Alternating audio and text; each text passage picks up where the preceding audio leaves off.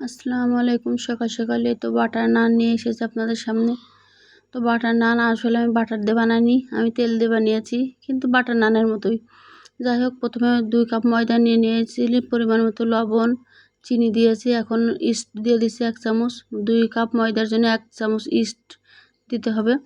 এখন দিয়ে দিলাম সাধারণ সয়াবিন তেল, দিয়ে পানি দিয়ে হালকা গরম পানি দিয়ে আমি ডোটা সুন্দর করে মাখিয়ে নিচ্ছি। তো এই ডোটা একটু নরম নরম রাখতে হবে, তাহলে রুটিগুলো খেতে অনেক নরম লাগবে আর খেতে খুব ভালো লাগবে। তো যাই হোক, এই তো আমি প্রথমে ছোটো আকারে একটা রুটি বেলে নিচ্ছি, নিয়ে রুটিটা আমি একটু মুড়িয়ে নেব।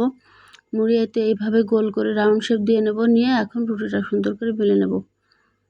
তা খুব পাতলা করব না আর একদম মোটাও করব না। যাই হোক, এই তো এইভাবে সবগুলো বেলে এখন সেঁকে নিচ্ছি। তো প্রথমে তাওয়ার উপর দিয়ে ঢেকে দিয়েছিলাম, দ্বিতীয়বারও আবার উল্টে দিয়ে আবারও ঢেকে দিয়েছিলাম।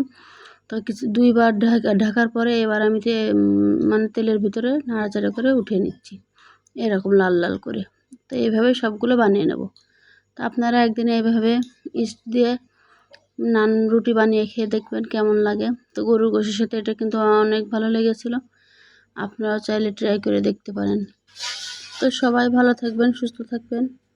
আল্লাহ হাফেজ।